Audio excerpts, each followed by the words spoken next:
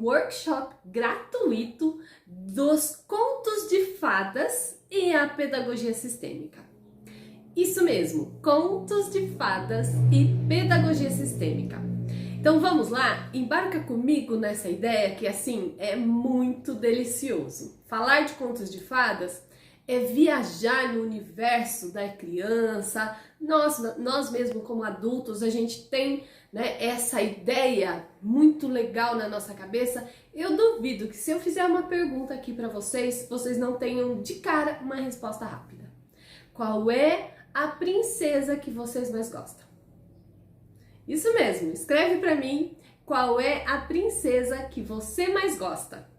Eu quero saber de todos vocês qual é a princesa ou o conto, né, que você mais gosta, aquele que você mais se assemelha.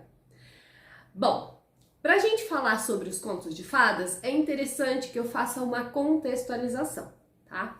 Então, a minha primeira pergunta é: quem é que não gosta de ouvir uma boa história? Ou quem é que ainda não tenha ouvido uma boa história? Não é verdade? Então, eu tenho quase que certeza que todo mundo que tá aqui sabe do que eu estou falando. Ninguém aqui, saiu do nada. Até minha mãe, que não teve muita escolarização, se eu falo para ela, mãe, contos de fadas. Quando eu tava preparando o curso, eu falei, mãe, qual conto a senhora mais gosta? E aí ela me respondeu que ela gostava da Princesa e a Ervilha. Olha que lindo, a Princesa e a Ervilha. E aí eu disse para ela, eu gosto do Mágico de Oz, que é aquele que tem o pote de ouro lá no fim, porque a mãe da minha mãe contava essa história para mim. Então, olha que riqueza. Na verdade, eu gosto de outras histórias, mas essa eu marquei muito na minha vida, porque eu morava numa região, num sítio, né?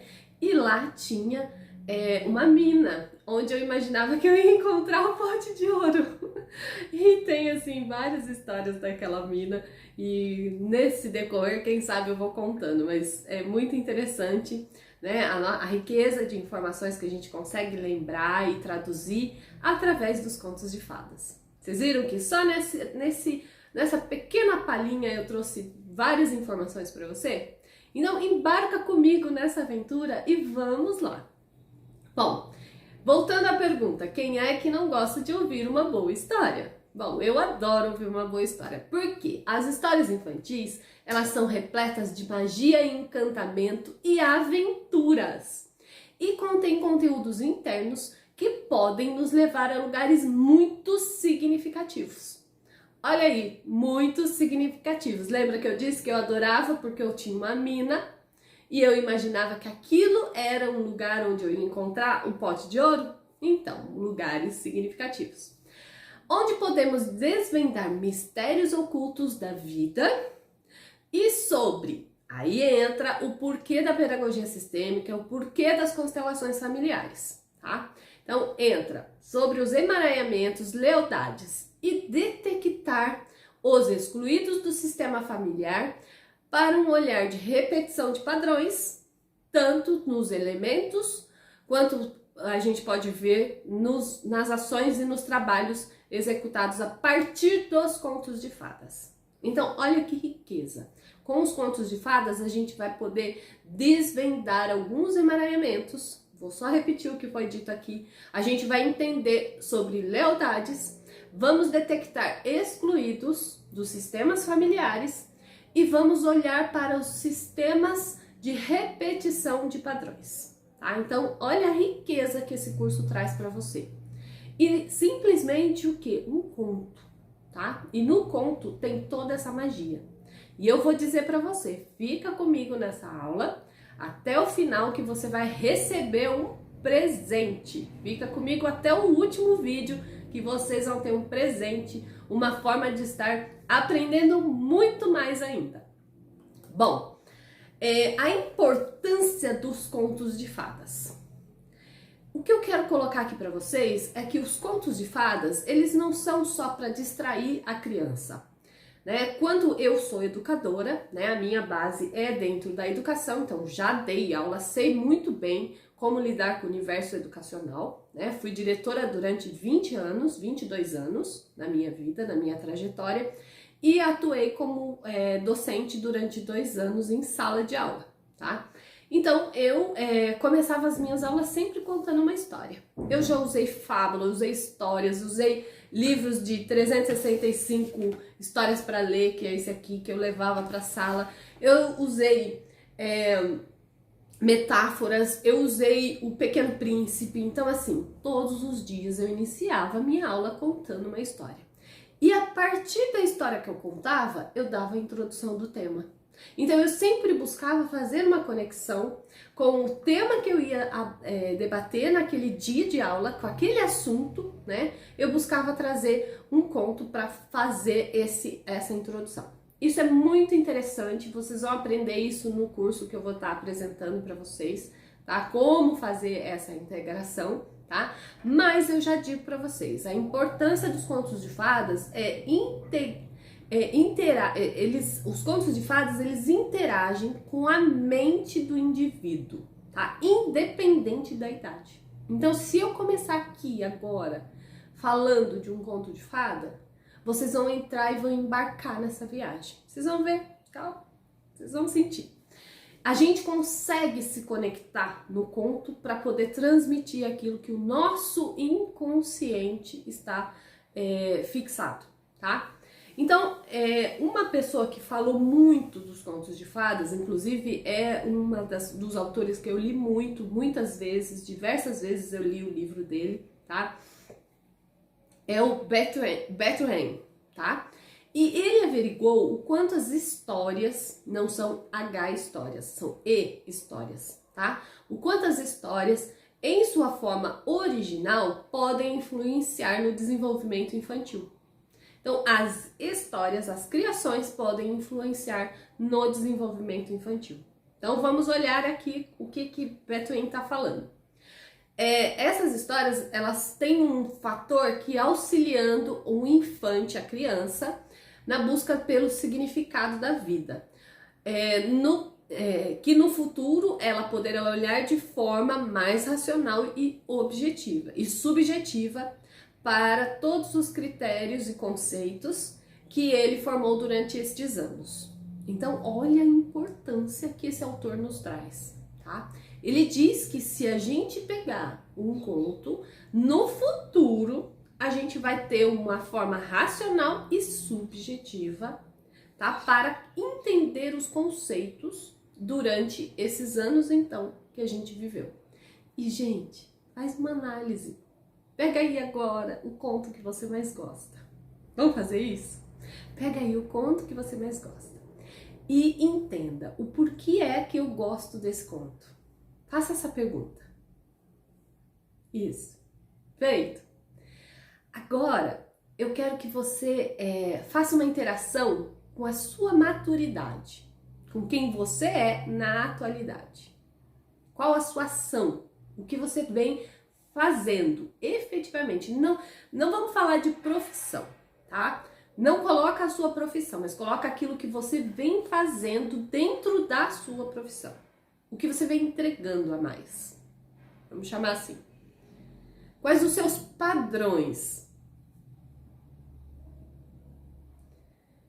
Vai escrevendo, gente. Vai escrevendo para você e depois me manda esse relato do que você escreveu.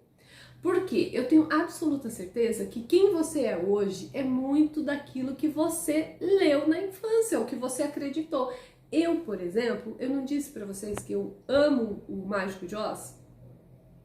Por quê? Porque eu enxergo no fim do arco-íris, depois que todas as cores estiverem contidas dentro de mim, que eu armazenar toda a informação do universo, eu vou receber um pote de ouro.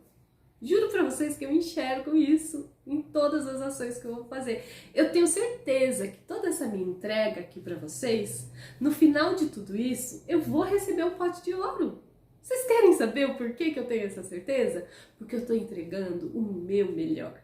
Eu tô entregando a minha essência, a minha visão, o meu olhar. E assim, pode ser que pra mim seja tudo que eu tenho. Mas pode ser que para você vá ficar aquém e vai ficar carente. E aí, assim, desculpa, mas busca mais, vai na fonte, eu tô te entregando as fontes, tá? Mas acredite sempre no seu potencial. E é isso que minha avó sempre me trazia contando esse conto, tá? E o Mágico de Oz o que é? Acredite no seu potencial, né? Nada mais que isso, é lindo, é maravilhoso, é deslumbrante. Então essa é uma maturidade psicológica que a gente adquire, tá? Então nós conseguimos, a partir de anos, traduzir tudo isso chegando à nossa maturidade. Então eu posso dizer para você que o conto de fada tem essa importância muito e expressamente fundamental, tá? Vamos lá. Contos de fadas. Os contos ajudam a criança a interagir com as outras pessoas. Então uma criança que tem a transmissão do conto de fadas, ela sai de uma existência autocentrada para uma existência coletiva e individual. E com isso, ela consegue entender a si e ao outro. Olha que bacana. Então, dentro do conto, a gente traz para a criança um dinamismo, uma ação, né? E ela consegue interagir com os outros indivíduos.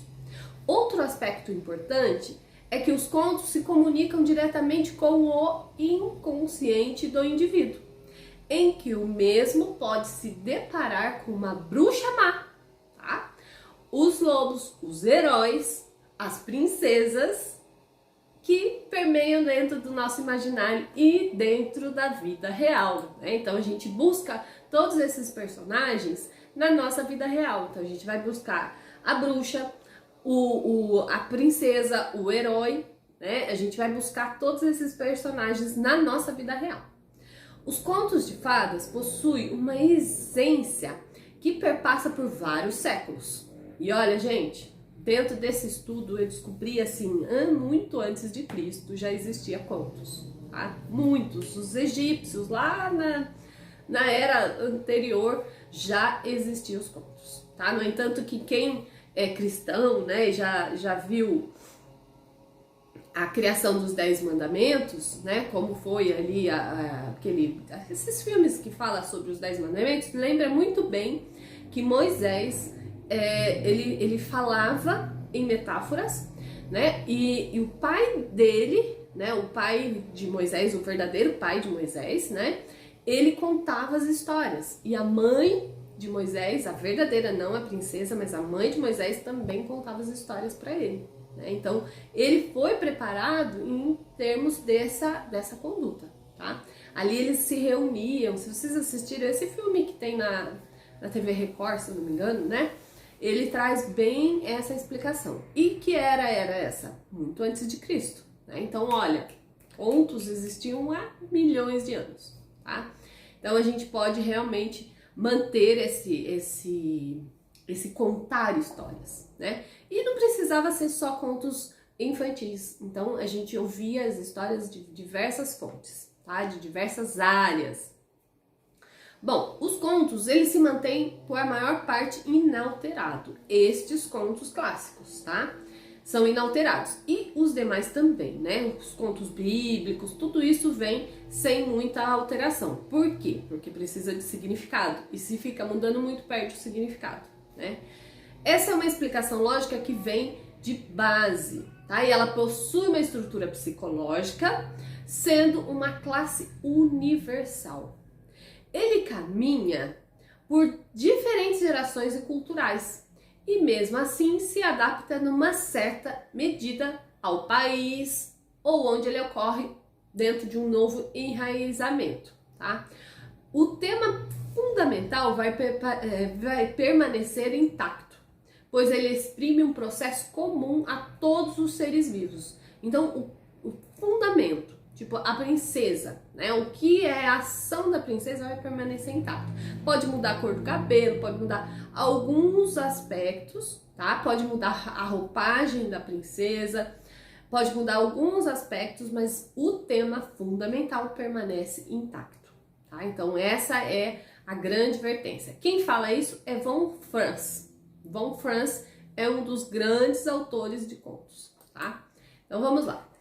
Agora nós vamos falar sobre a união e a pedagogia sistêmica. Por quê? O nome do workshop é Contos de Fadas e a Pedagogia Sistêmica.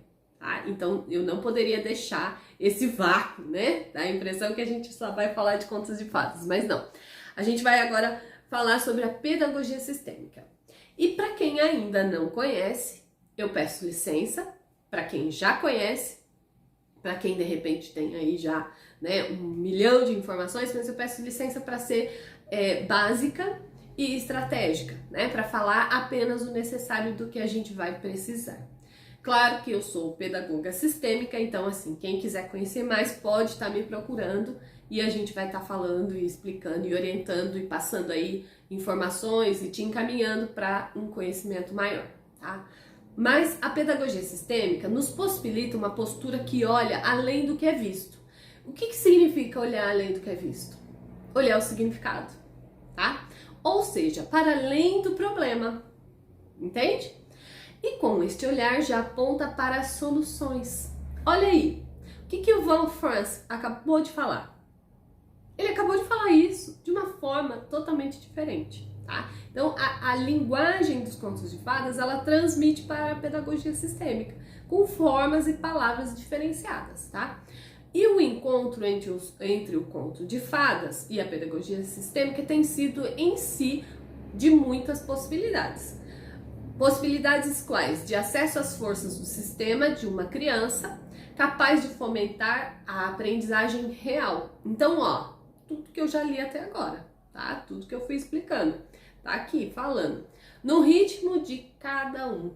Então, cada um vai seguir no seu ritmo. E o conto é a mesma coisa. O conto vai trazer esse ritmo de aprendizado. De repente você conta uma história, a criança fala, mamãe, quero mais. Né? Eu já fiz isso diversas vezes. Mamãe, uma história. Aí você ia.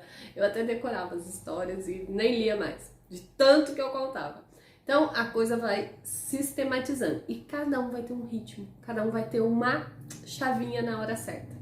Então, a criança, ela tem esse lado processual, né? Devido a toda a estrutura da mente da criança.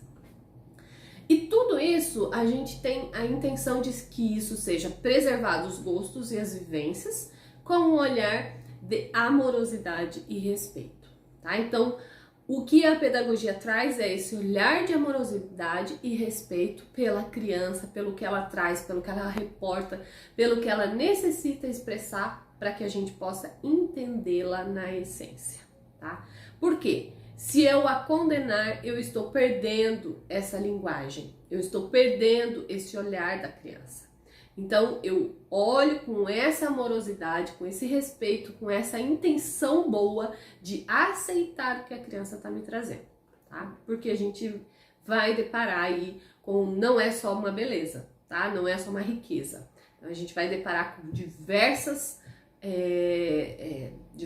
respostas, né? Dentro do elo aqui, tá?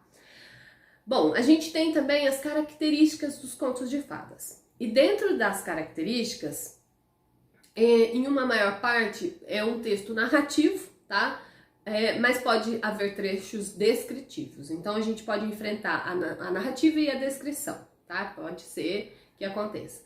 A trama gira em torno dos personagens fantásticos, e isso é natural, né? Fantásticos, às vezes estrondos, feios, esquisitos e tudo mais, né? A narração inclui elementos imaginários, porque tá sempre no imaginário, nunca é concreto, tá?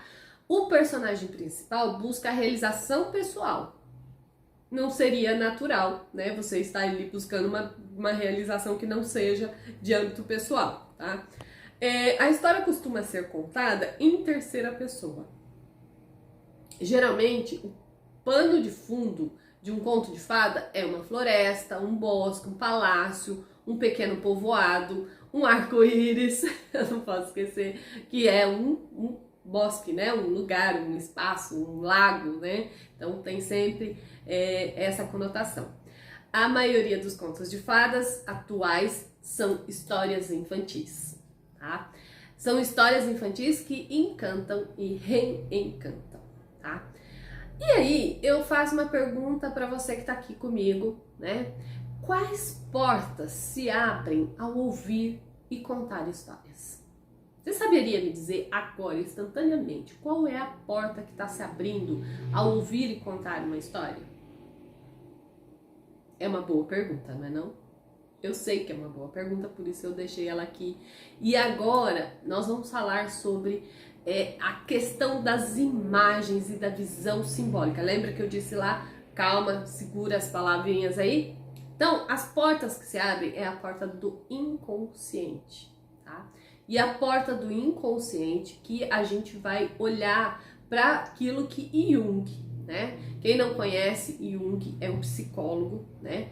Que trabalhou com ele tem diversos livros, mas ele traz pra gente o símbolo, né? Jung é uma pessoa que é um cara que estudou muito os sonhos, os significados, né? Estudou muito os arquétipos, os mitos e tudo mais. Então ele traz pra gente tudo isso atrelado a significados, tá? Então, imagens, né? Pro Jung, esses dois quadros que estão aqui atrás de mim, né? Eles dizem muito. Então, quando eu fui deixar os quadros aqui, essa parede e tudo mais, ela tá falando por mim, entende? Pro Jung isso é muito visível, muito claro, né? Ele fala muito sobre isso. Então, uma palavra ou imagem é simbólica quando implica alguma coisa além do seu significado manifesto e imediato. Olha aí, o que eu acabei de falar. Eu dei um significado imediato para vocês, então eu disse da minha parede. Eu trouxe um significado imediato. Vocês automaticamente olharam, né? Vocês viram ondas, vocês viram um dourado, né? Um reinado, uma coisa, né? Então, assim, eu trouxe uma visão, um olhar para vocês, tá?